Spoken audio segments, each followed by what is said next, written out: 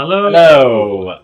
Welcome back to the Salway Cannans. Welcome back. Breathtaking times. Today, it's time to do our honest review of P&O's IONA, if we can remember, because it was a while ago. Well, P&O's IONA in the Fjords. In the Fjords. Yeah.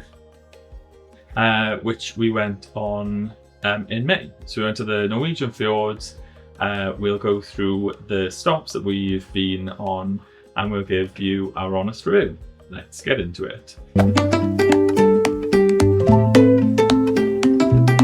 So do you want to go through what we're going to cover off?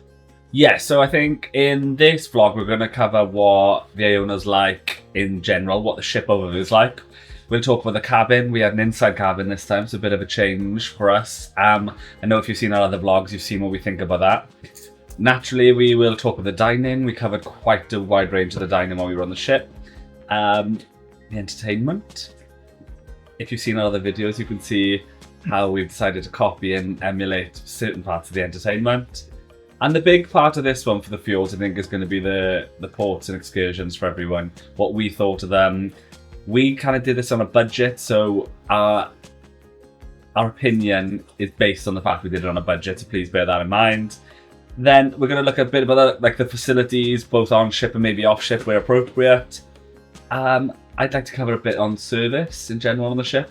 Like we've just come off a couple of Virgin ships and having that kind of view of service for different price values is really important, which then comes on to like value for money.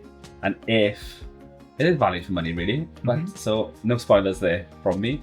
Lots to cover in this review, and I think where I'm coming from on this review is reviewing the whole ship but in colder climates. So we've seen from our other videos on Avia where we've been to other ports, other destinations in hotter climates. This sister ship is pretty much the same, but living it in colder climates is a different feel, so I think it's important to cover that. So that's it. Anything I've missed there? Anything you wanted to say? Link is going to continue to jump up and down on the sofa as we do this. So missed me. This is something that we don't get on a cruise. So we sailed on Iona in May 2025 from Southampton to the Norwegian Fjords. We visited all the ports I pretty much struggled to pronounce the whole time we were there. We went to Stavanger first. Hellesylt. Olden. And Haugesund. Haugesund, I'll forget that. And then 2 sea days either side, a sea day up there back, sea day down. So because he was on the bigger ship, we couldn't go to certain smaller ports. So some of the smaller ships are able to go further up into the fjord. So like that Garanga Fjord was where we were looking at going, wasn't it? Honestly, I think what we saw was plenty for the week, so I didn't feel like I missed anything or I wouldn't want to go further. It was great. Yeah, and I don't think like we really fully appreciated like how pretty the fjords are when we booked it, because we sort of booked it was half term. We just thought we saw the opportunity to go and get it done, so we took it.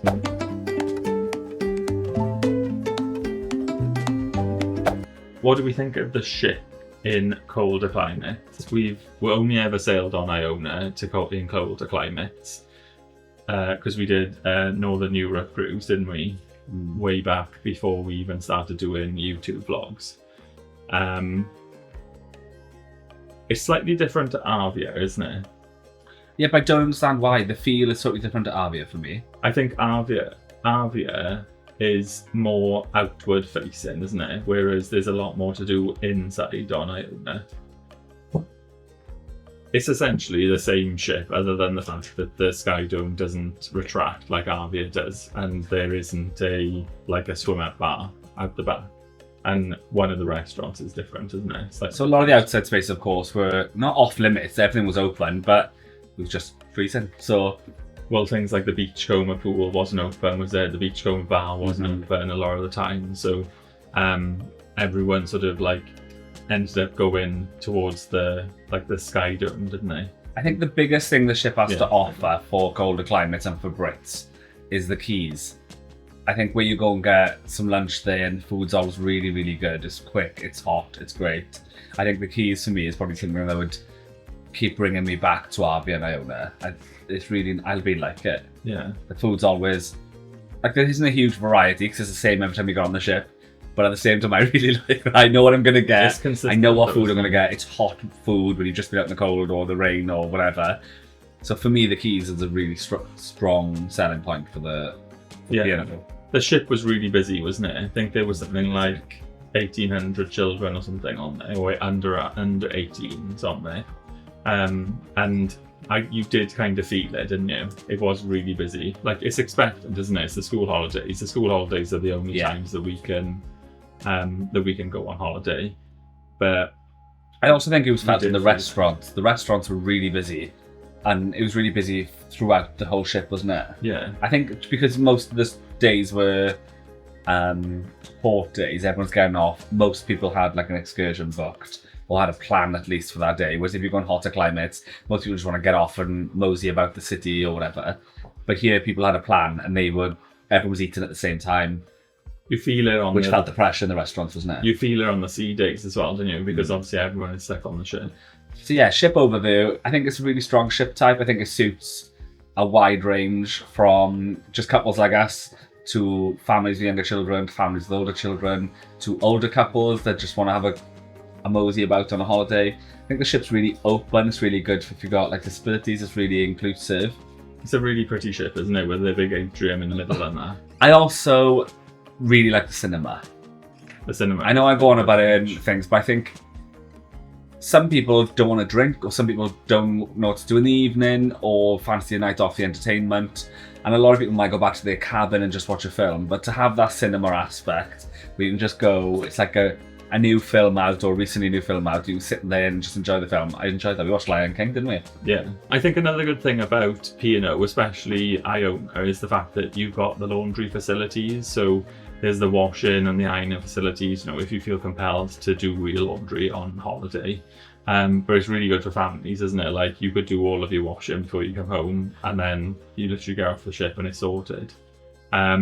We did say in one of our vlogs, like, just to be mindful of like that those laundry facilities do get really full, don't they? Especially on like the celebration nights. But I think the facilities overall, they're quite good, aren't they? Right, time to discuss the cabin. The cabina? You can do this bit. Why? Because I booked an inside cabin? Yes. So I think the whole idea of this vlog series was to just do it on a budget, only because everyone was saying to us, you need to really spend on a cruise to go to the fjords, and spending really isn't one of our key points. Like, we always like to do things, not necessarily on the cheap, but like good, like have value for money. We don't really spend much when we book a holiday. No, it's all kind of like spend on the holiday. We try and do as many as possible for as low a price as possible. Yeah. So the whole point of it was basically to give as much information to do the port as cheap as possible. So we went for an inside cabin. It was only a week. Jordan was going to have to suck it up, basically. I think the cabin is really well laid out. We have tried an inside cabin before on Arvia, which was pretty much exactly the same, wasn't it? Because we had a problem with the balcony cabin that we were staying in. The functionality in the cabin, I think, is really good, isn't it? Yeah. Like, there's more than enough room in there. I would say no more than 2 people would be able to sleep in that room, would they? I know there is a pull-down bed, isn't there, at the top, if you want to do it. I know some other people have vlogged like 4 adults staying in one of those inside cabins, which I think would be a lot. Well, I think you are right, though. The functionality bit is the bit I think you're right on. The bed's really comfy. The bathroom cabin is pretty much the same size as every other cabin. Yeah.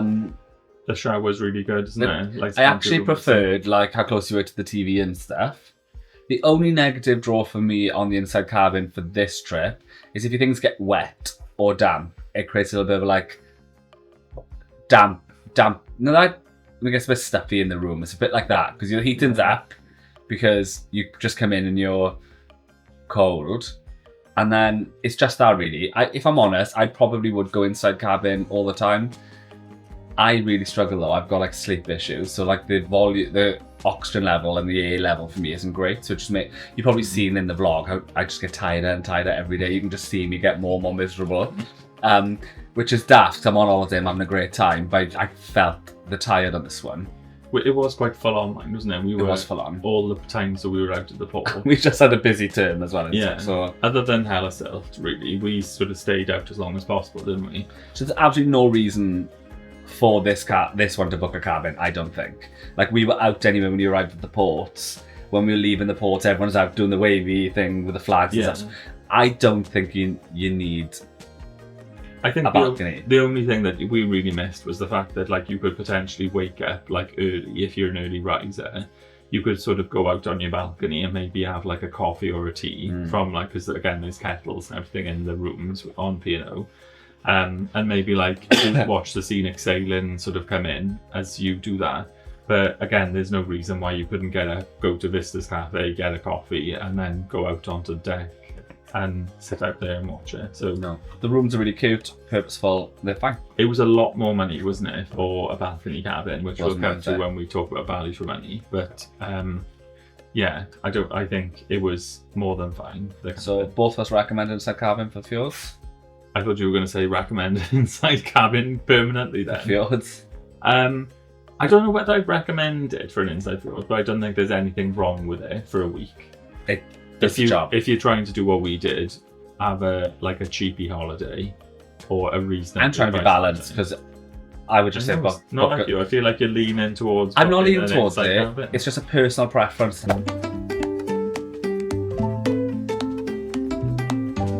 We tried a couple of different dining options. So some of the complimentary included in your fare, cruise fare, and a couple of the additional extra options we tried.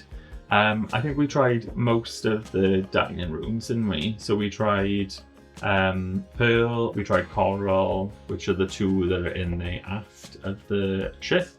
And we also tried Aqua, I want to say it is, where we had the breakfast.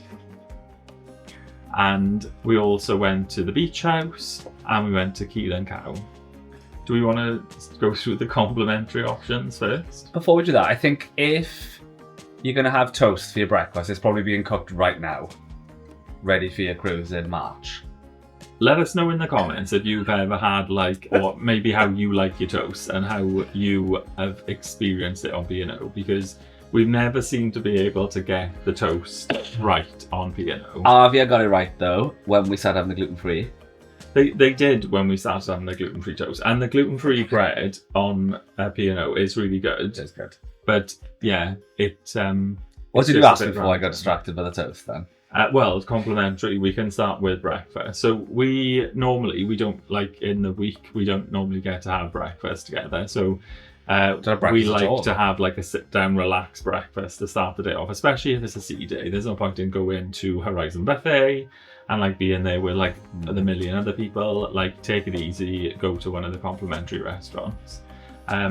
That was where we tried it in Aqua, and it was I don't think there was a redeeming feature, was there? Harsh fair. I just think it was all randomly brought out. It wasn't necessarily that warm. Your breakfast arrived before your tea arrived, and then it was. That sounds like we're being really petty. I want to say I waited about 15 minutes for a standard breakfast to come out, and then the tea came in 10 minutes after that. Yeah, it was just they were busy. It wasn't. They weren't overly rushed off their feet though, because there were still people. There were servers standing at the front desk waiting for people to arrive. So, and we have had really good breakfast on P&O before. Well, that's why we normally go for the sit-down breakfast, yeah, we do. Isn't it? Because normally it's better. Not good. I think the one redeeming feature of all of the dining is the app having the virtual queue on the app. Yes, agreed. So I don't think you can book your. I have to try and remember that. I know because Avia you can book, I think, and IONA you can't. But you can join the virtual queue. We never really seemed to have a problem with the virtual queue, did we? If anything, it was a bit too quick responding, because we'd be in the room getting ready. I'm quick, get in the virtual queue. Yeah. And I'd be boom, you need to go. So I don't know whether it's only because we had a table of two, maybe, and then that was quicker. But you can join on it on both of your phones or however many devices you've got. So quite often we would both do it, and then Jordan would get to the queue quicker, or I would get to the queue quicker. So I think that is a good thing. We've always experienced it being good. The breakfast, I think we tried it that one morning, didn't we? The first morning, and then we didn't bother. I don't understand though how they go so wrong. It was honestly hot. We went up to the buffet in Horizon then to check another day, and it was still borderline cold up there, but it was warmer in the buffet, having been sat there for a while, than it was in the main restaurant. So clearly they're pulling out of random drawers and stuff. It's just underwhelming, really. It's not. It was. I would say it was. It was pear. Right. So that's while we're still on breakfast. I think the best breakfast that you'll get is the breakfast in the Keys. The breakfast in the Keys is pretty good. The breakfast in the Keys. Why can they do it in the Keys if they can't do it in the main restaurant? I just think it's because it's like a limited menu, isn't it? So they've got like a limited number of things to get right. And then it's there, it's like you're almost taking it straight from the kitchen. So it's like it's going to be as warm as what it's ever going to be when it's on that tray. I think more people got the trick though, because what's in the Keys is pretty much the same in the Horizon, but better. So that queue then was getting longer each day. It was getting longer, yeah. So there's like, they're split into 3 different sections. So like what would be hook, line and vinegar does one type of breakfast, then what is it? Fusion is the middle one. It does another type, and then the burger place on the end will do like your full sort of breakfast. It was good. Which was. I don't think we ever had a bad experience. No. We did try breakfast in the Horizon buffet, didn't we? And it was what it was. Yeah. Breakfast. But yeah, I think the best place to go is the Keys. What about dinner? In the main restaurant. Yeah. Average, I think. I think it depends on what you order. Like some things were really good. I think in fact when we ordered the fish, whenever we had fish, the fish was pretty good to be fair. Yeah. The curries were really good. Anything outside that, mid to poor. Yeah. I think the food quality was generally alright, wasn't it? We did have like a bit of a bogey lunch, didn't we? When we got back on the ship in Haugesund. The food quality was alright, and they've got like additional extras if you want to pay extra. They have got like an extra sort of like menu or side of the menu. I do feel like they look after you if you've got any sort of food requirements. Yeah, the dietary requirements, not that we have, but like they seem to be like well catered for. So it was alright. It was alright. But we'll come on to value for money later, I think. But yeah, it was alright. What about the paid dining experience? So the paid dining, we did Keel Cow, which is like the steak place, apparently best steak at sea. Which is individually priced. Or best burger at sea. Best burger at sea, I think they say, didn't they? And then what else did we do? So do we want to talk about Keel Cow first? Yeah, but I can't remember. I need to know what else we did first. Beach House. Did the Beach House. That's it. Okay, so Keel Cow. We went there and you kind of have like the steaks, the burgers. Did the hanging kebabs there? No, that's Beach House. Oh, mess that up all the time. I didn't want steak this time. I don't know why. So I went for burger. You had a burger as well, didn't you? I had burger, yeah, because we did try Keel Cow on Arvia and we had a really good experience in there, and I pretty much drank a bottle of wine. Yeah, when we went on Arvia, it was really, really good. But we had the steak, didn't we, then? But the service, the food, everything on Arvia seemed to be on point. And I know that was because they were like trying to say sorry for something. So maybe they were the extra love. We just thought that was what the general experience was. This experience wasn't great. Have you seen White Chicks? Do you know when they like put in the back of the restaurant and the doors flicking open and smacking them in the head?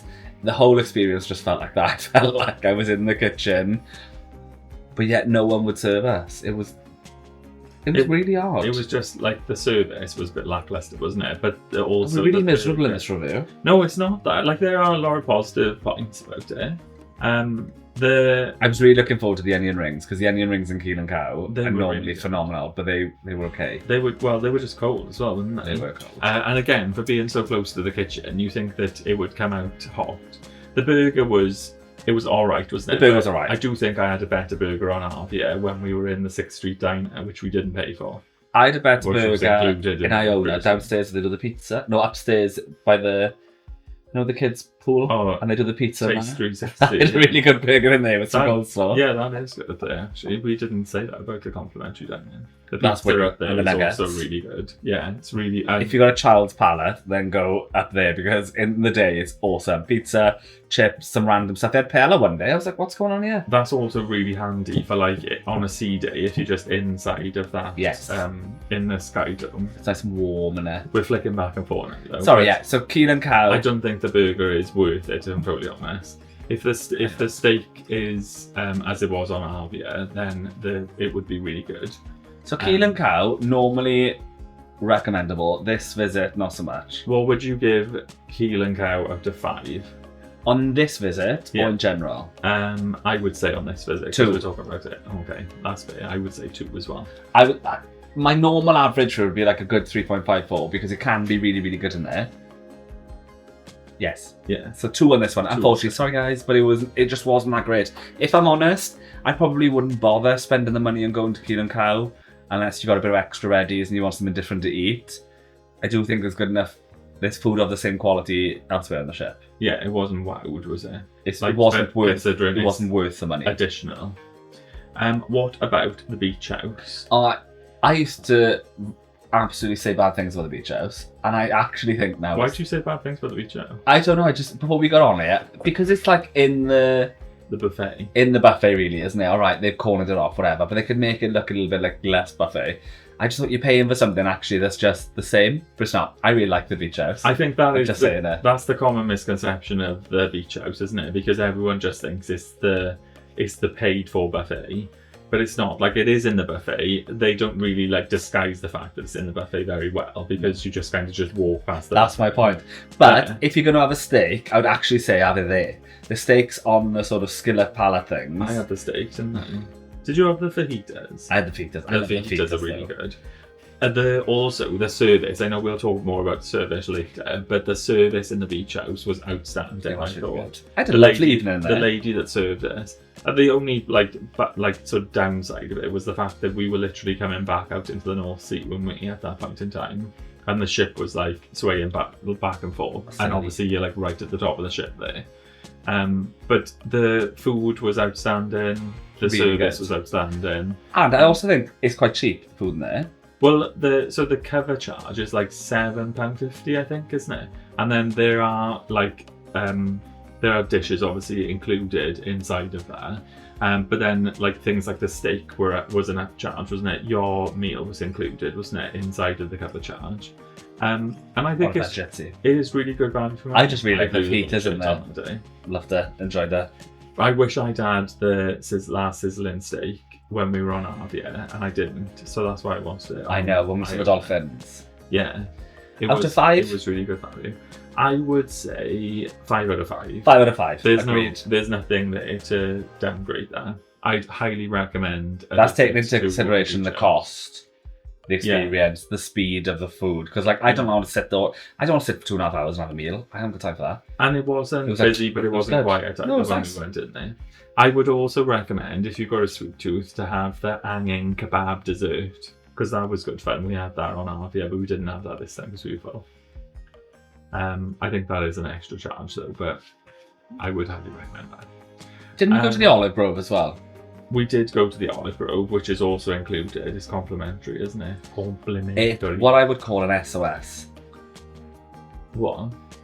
What did you have for the? I'll come back to that. Just to keep them So, hanging. What did you have in the Olive Grove? oh, I had.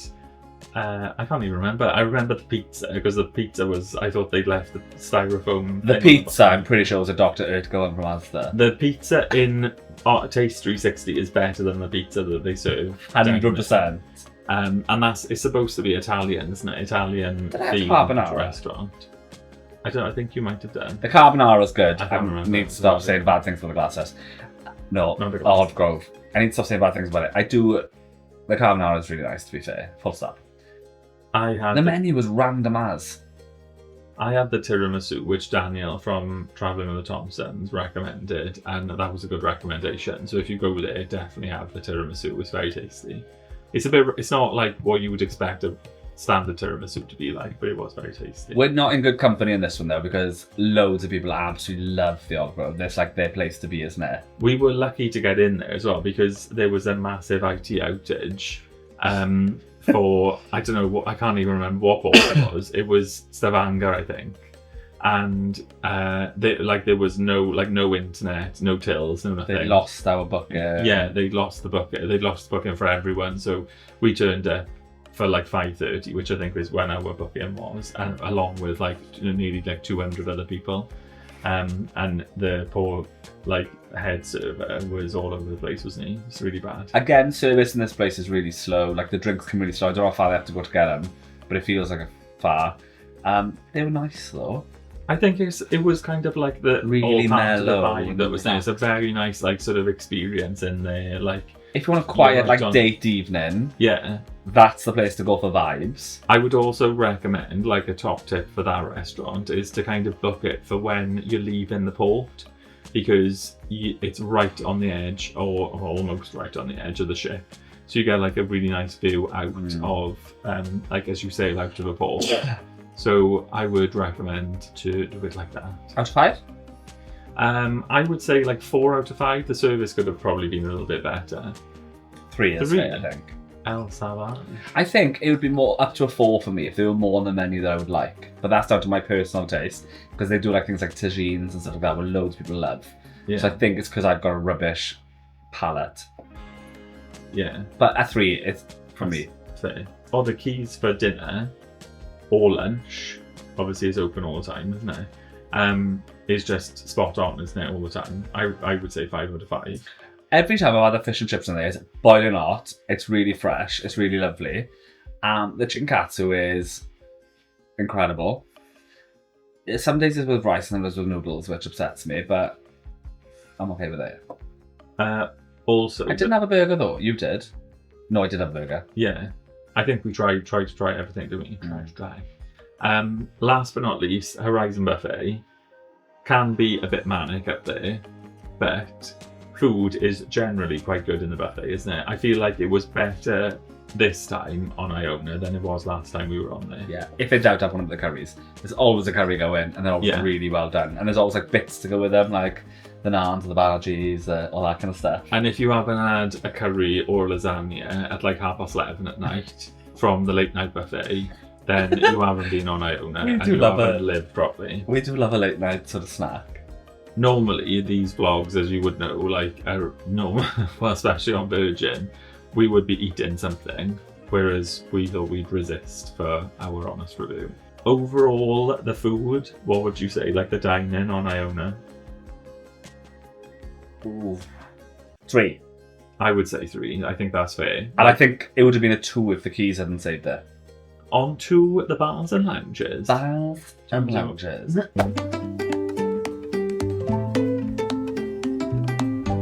When we sailed on this sailing, even though we were doing it on a budget, we did have the drinks package. That was only because when it was it the BAFTAs? And P&O sponsored the BAFTAs, they had some 20% off or 25% off the drinks package. So it actually worked out, even though Jordan doesn't really drink, that it was cheaper to have the drinks package for both of us than it was just to pay as we go. Worth it for the hot chocolates. Yes. The many hot drinks. Chocolates. Definitely the hot drinks. So should we cover off the soft and hot drinks that we had? Vista Cafe downstairs. I've never seen Vista Cafe so quiet, and I don't know whether it was because they no longer give out the takeaway cups. Because people were having coffees and takeaway cups over and over again, weren't they? So we bought one of those policy. We forgot to take our own cups. So if you're watching this, make sure you take your own. Or you can buy them on board. You can buy them on board, you buy them on the first day. But you have to buy them from the Vista Cafe in the atrium. I think they were. Quid, was it? No, I want to say they were £8 a day. Oh, okay. But if you haven't got the drinks package, your drink is included. So whatever drink you get would be included in that price, which I think is good value. That was it. It was a really good seal top, wasn't it, on it? And we were quite often getting one to take off the ship because it was so cold. And we used it for a day in the retreat. Yeah. So yeah, highly recommend that. And obviously it's Costa coffee on board, so you can't go wrong really.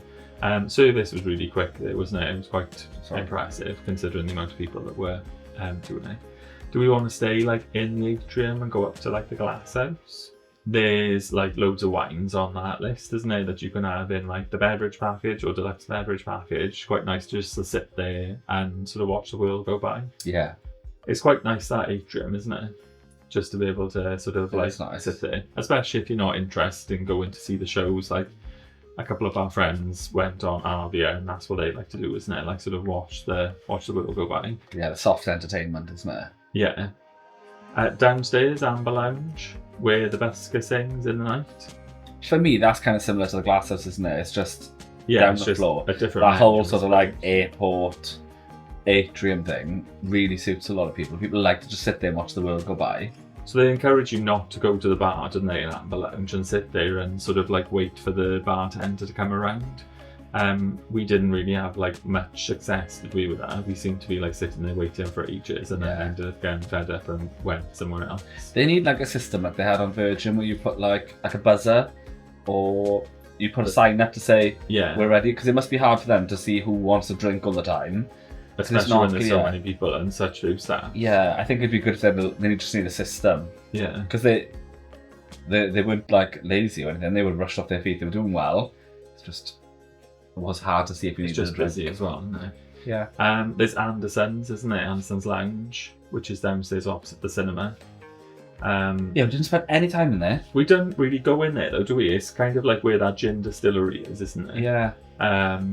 But it's quite nice if you want to sort of get a board game or something out. But yeah, generally a lot of people just sit in there and just sort of like watch the world go by, don't they? Which is difficult then if you want to sort of like do a puzzle or a board game or something. My favourite place though is Crow's Nest. The Crow's Nest is. There was one day actually, we were in the retreat, I think, and Andrew was just sat there enjoying himself. I just got cold and fed up, so I took myself up to the retreat, popped my AirPods in, had hot chocolate on, tap the gentleman would bring it to me, and then I was watching me program.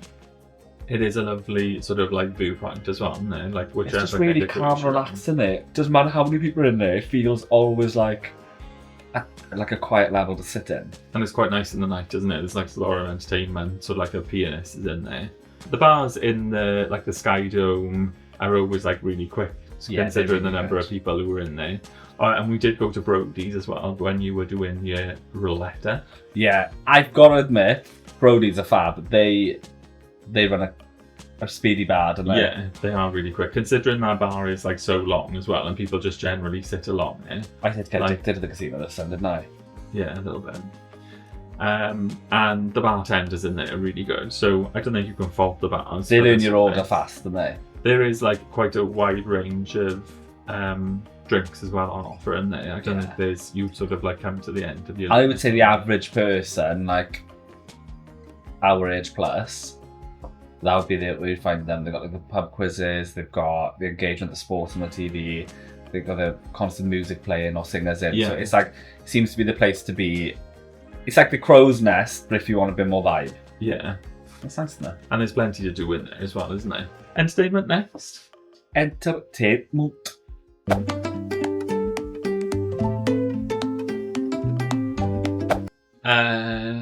What should we start off with? Well, we can start with the fact that we were really excited to go on the ship to see The Greatest Days again, because I actually really enjoyed that last time. Well done, Barlow. Cancelled again for the whole ship because someone was ill. I'm not being funny, but they need to grow up and train more people in the posts, because everyone on the ship was moaning about the fact that there's not much entertainment anyway. There's a couple of shows, but then one being cancelled for the whole week is stupid. But when we just got off the back of being in Arvia a year before, when it was cancelled too, not impressed, not impressed. It wasn't. Was it cancelled? Yeah, it was cancelled. Do you remember they were raging about it? We've watched it though. Oh no! So it was the last show of it, wasn't it? Because we went on there for 2 weeks, so they did like a week and a week. So we saw it the first time, because that was the first time that we saw it. Acceptable. Acceptable. I think the shows. I know we give the shows quite a lot of backlash in the vlogs, but I pretty much go on P&O for the shows, especially on to Iona, I think, and Harvey. I think they're really, it's like just cheesy. It's just exactly what you want to get out of like 45 minutes of just sit and enjoy. They are they're not outstanding, right? But they're good and they're entertaining, and it does the vibe. Sky's the limit. They've upped Sky's the limit. They put a bit of budget into it this time because they changed like the cockpit design. They've changed the stage and stuff, and I thought, okay, you've put an extra 10 into there. And also I thought the singers were better this time, so like the quality of the performance was better. So when we were looking for Greatest Days, I thought it was going to be really good because the singer's really good, and then it's cancelled. I think what we've got to remember as well is they're trying to cover a broad spectrum of cruisers as well, aren't they? Yeah, they are. So there's like families on there, there's older generation on there, there's like couples like us, there's younger couples than us on there. So I think there's a lot of people that is trying to entertain, which I think they do a good job at. The shows were good. I have lost a bit of respect though for about the magician-y type guy. I thought he was really good. Well, I know you kept going back for more. Yeah. So I was like, I just left. I thought I'm going to go go back for the third show, and we had already seen Rocks, and they pretty much sang the same set, but they are really outstanding singers. They are good. So yeah, Rocks, Greatest Days, Sky's the Limit. What's the Digital, was it? It's digital. There's another one, isn't there, where they're in the tent. Oh, festival. Yeah. So there's a range, to be fair to them, and they're clearly busy. They do quite, to do all of Funny how those they weren't shows in a cancelled week. though, so what person in Greatest Days? Maybe they're able to cover it. Get over the cancel. Get over it. It's not good enough. Also, in the Sky Dome, like, not only is that going on in the theatre, but then you've got a bit more of a family-friendly, like, seating arrangement, haven't you, in the Sky Dome with like the aerial acrobats and that kind of thing. So in full disclosure, the Sky Dome for me is horrific, only because it's not aimed at me. If you've got a young family, you've got young kids, it's outstanding. There's loads of stuff going on there. They've got the shows, they have their silent disco, the dancers are out dancing with them. There's something on there every night. So if you're a family, I can understand why you spend all your time in there. It's just not, it's not for us. I think as a family, you could be in there all day, couldn't you? You could literally, on a sea day, you could be in there. It's lovely and warm for the kids. The food's right there. Yeah, toilets right there. Food is in there. There's a bar in there. There's a swimming pool in there. There's hot tubs in there. It's warm, and then go and have your dinner. Come back, sit down, watch the show. It is a kid's paradise. It's ideal. It's like that's what we've said, isn't it? It's like perfect for families. It is. You literally get on the ship in Southampton, go and see all of the world. Get off the ship in Southampton. Win. So, for entertainment, if you were looking at a family perspective, I'd probably give it a 4 or a 5 because there's a lot going on and it's all geared at families. For us as adults, just by ourselves, I'd probably give it a 3. Nothing wrong with it. It's fine. It's not geared towards us. What do you think? Entertainment in general. In general, I would give it a 4 because I don't think there's anything necessarily wrong with it. I think it's catering for a lot of people, and you've got things like the 7:10 Club of New, which is a nice sort of like way to finish your evening off, and like that's like more aimed at like that's obviously like an adults only sort of thing. And then you did have like the Limelight Club to New, which opens in the night for like adults only, where there was like a sort of a blue comedian in there. It was that like comedy club thing, wasn't it, that was in there, which we went and saw the woman on the first night and was really good. We went and saw her on the second time and she did exactly the same jokes, which I thought was like, she was only on for 20 minutes, and I thought you could like really remix your repertoire. we were I was literally still live doing with a it. 4 though. Yeah, There we are. because So the jokes were funny entertainment. on the first time around as well. It does what it says in the tin, so Yeah. well done up P&O.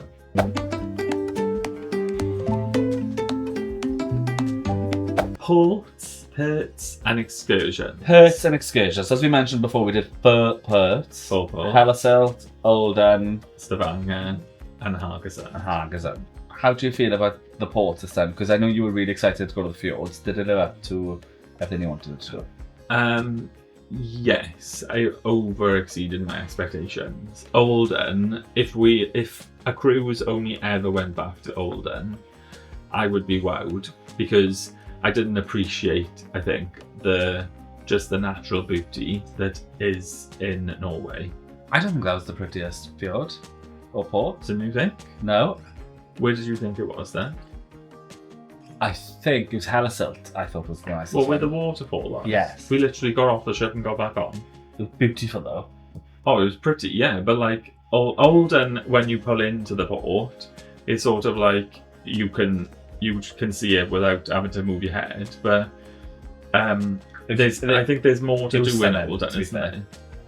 And like there's lots to do with what I thought was really good at these ports. I think it's expensive. A lot of the stuff you want to do, you can do it a bit on the cheap. Like we did the bus up to the glacier, and we did that on the cheap, which was great. And the bus driver was really cute, wasn't he? Yeah.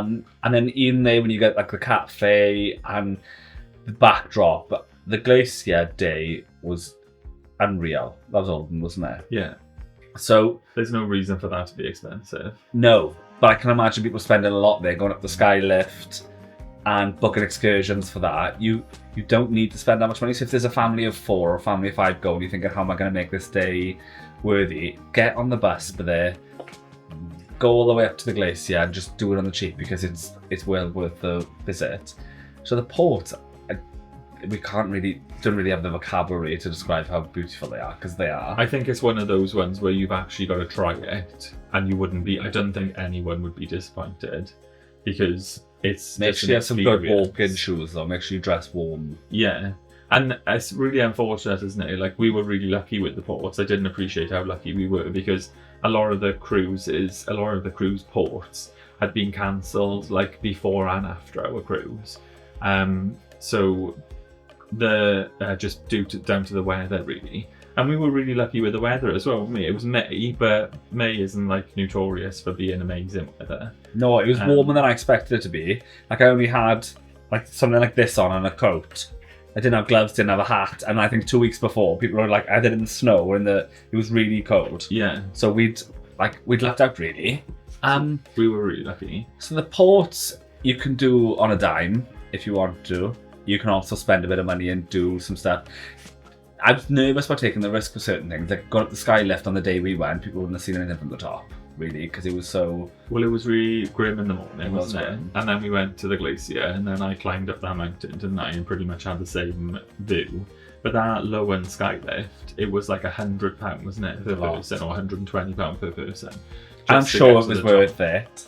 Yeah, like you are higher up, where essentially all you're looking at is the open fjord, and then you can see the ship. But like I know if you're not like physically able to climb up a mountain, and it was quite a hike, then yeah, go and do the low and sky lift. But if you just kind of want an aerial view of the fjord, then also like a lot of people stress out that they like to plan things in advance. To be fair, this is when you need to plan for, because things do sell out fast. Yeah. And at loads of other cruises, I would say to you, I'll just take the risk, and if it runs out, find your own way there or get a taxi or something like that.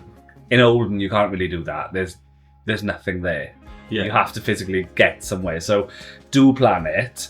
Don't feel like you have to spend loads. There are like like Olden Adventures is an excursion company, and they are at the port, aren't they, on the day? But I think a lot of the things that people were saying were like sold out when they were going to sort of like ask them. And then there isn't really like much you can do, I don't think, like from there. I'd highly recommend as well thinking about which day had the worst weather, and you may not want to get off, or you may want to get off for an hour, and do what we did. Book the retreat in advance, go up to the retreat, enjoy the view with the hot chocolate or whatever in the hot tub. We were the only people in the retreat all day. It was just a shame that it rained, wasn't it? Like, other than it We didn't mind though, did we? Well, you did, because you went in. Oh, after like 4 hours. 4 hours? We were there for like an hour and you went in. So yeah, ports and excursions, I think I've got a lot of time for them. They're clearly well planned. And Olden Adventures, you're making a mint. It's definitely a part of the world that I'd like to go back to. And I'd be happy to go back about the same time of year, I think. Okay. Maybe on a smaller ship though, but I think Iona is perfect to experience the fjords for your first time. Yeah, absolutely. I agree with that. Also, if you've never experienced the fjords, don't forget for the sail away to go out on deck when you leave Olden, because come rain or shine, they'll do a sail away party with you. Take your flags, which they sell in that shop, by the way, and be ready for Go the sail get your away. flag, or bring your flag on board. On to the facilities and the amenities.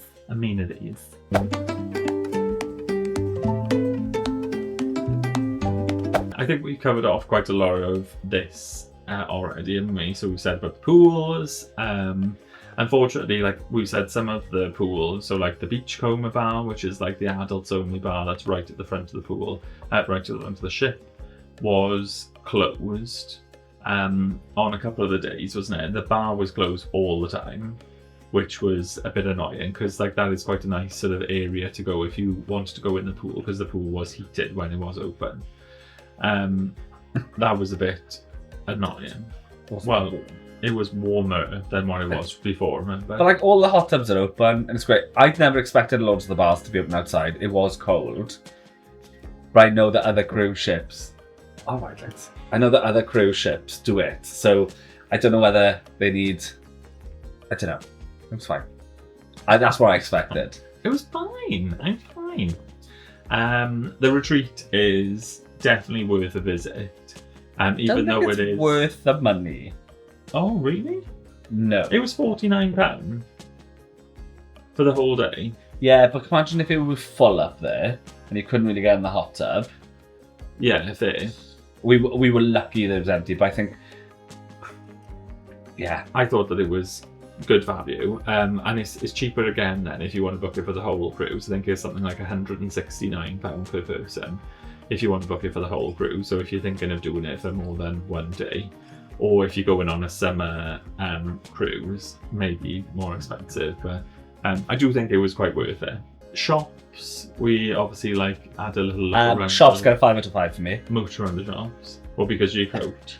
Who forgets their coat going to the fjords? Me. Yeah, you. So we got on there and I thought, oh my god, I'm going to get rinsed now for a coat for like £300. Got on there, lovely blue coat that I would actually pick for myself, £20. Bargain. They'll sell them off. With P&O embroidered onto it. They also have some really nice Norway specific sort of like items on there. We bought our little Norway poster, didn't we? Which was really nice. Yeah, we did. So yeah, the shops are always really handy, like obviously all the basic sort of essentials that you can get on a cruise are really handy. Some things are a bit more expensive, but don't forget, if you've got ONIBs, your onboard spends, then you can use them in the shops. We can't obviously comment on the kids clubs or the facilities like that because we don't use them. But they're full, so but must be doing something right. Yeah, so everyone's happy. I think overall the facilities in general are really good. Yeah. Would you class the cinema as a facility? Absolutely, and I think it's great. I'm also going to talk about the toilets as the facilities, because some other ships you go to, I'm like, it's hard work finding the toilets, or they're really quite far away. I just think the P&O ones are...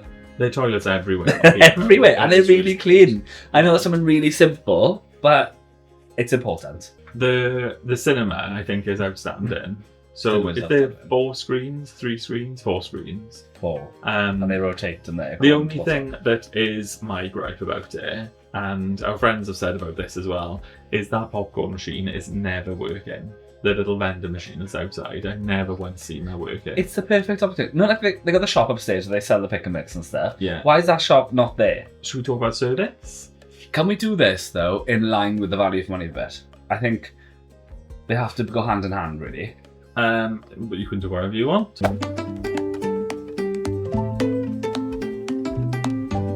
I think the service is... There's pockets of excellent service. And some of the, like, Dixon, the bartender in Brody's was really good. We had Ryan, didn't we, in the dining room. And the service that we had in the beach house was outstanding. And the croupiers. The croupiers are really friendly. They're really good. Because they're taking your money. They're giving me money. The entertainment staff are really good, and they like when they're checking you into the theatre. I don't think you can fault that. Generally, I would say though the service is a bit lackluster. Yeah, it's really poor. We've forgotten to talk about the afternoon tea situation we had.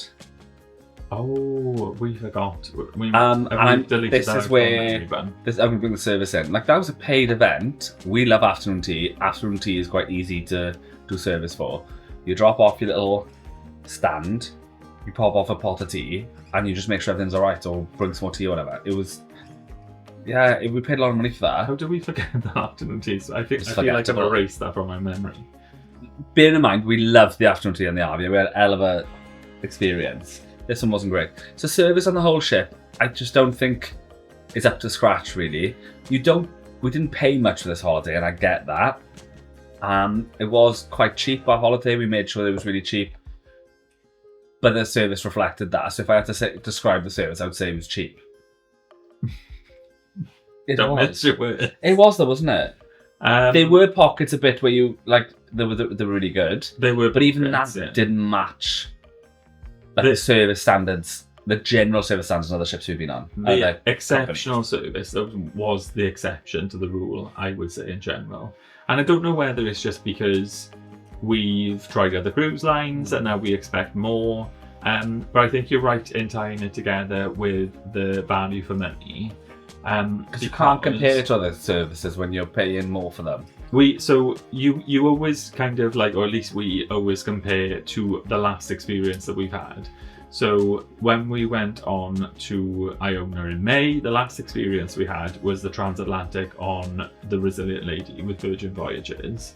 That was 14 nights, and if we looked at the price per night per person, we actually paid more to go on Iona than what we paid to go on Virgin, for, like, irrespective about the number of nights. Mm-hmm. It was the same number of ports, even though it was like a longer cruise. But then it doesn't really make sense that the price per person per night is actually cheaper on Virgin when more things are included. Like, your soft drinks are included, like the shows are outstanding, the service is outstanding, the food is like outstanding. So it's not necessarily that you have got to compare it against like the last thing that you've done, haven't you? And I just think that there's like, it serves a purpose, doesn't it? But it's almost like you could up your game, because like the service doesn't really like cost anything. And I know loads of people pick P&O because of the price point. So the price point often can be lower. So people think, oh, well, we'll just take whatever service. But there's too much competition now. It seems to be the prices everywhere kind of like aligning. And P&O need to up their game when it comes to like food service in particular. Yeah, because when you think like... That's what I would say, was that it's poorest, it's food service. If you got on that ship, I'm just looking at the price per night, as in the amount of money that ship costs, the amount of money that ship costs. But like when you consider like if you've got to buy your soft drinks on top of that, and then like the tea and the coffee's available out in the back. Yeah, you're literally paying them to look at those drinks, and they can't even put a smile on their face. Yeah, and it's So I just think like value for money. I think perhaps should we wrap this up then? Wrap it up. Overall thoughts.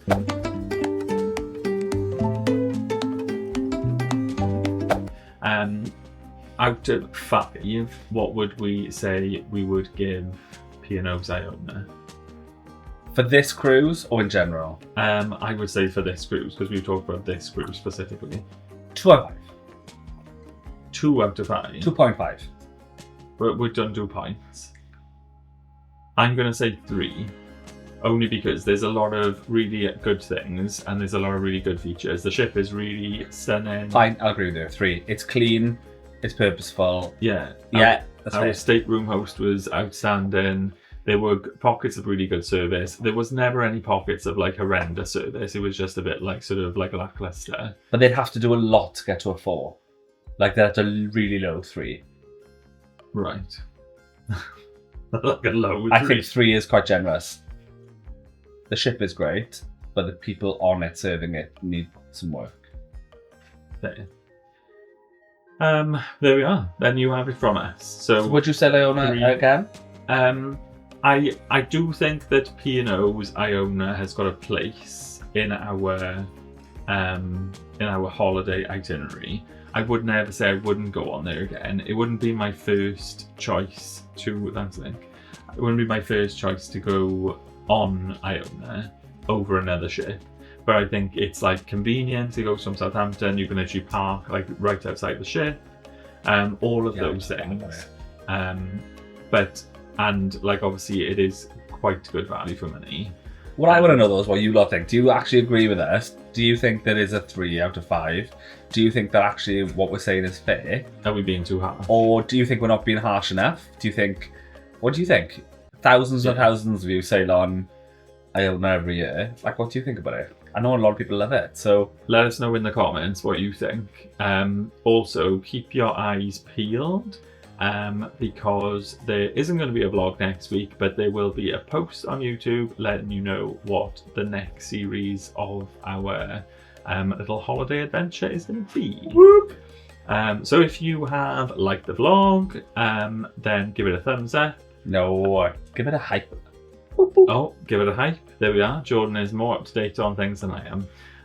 If you have enjoyed, also leave us a comment. It helps YouTube think that our video is more interesting than what it is, which it probably isn't. And also make sure you're subscribed for our next little adventure that we're going on. So until next time, it's bye for now. Adios.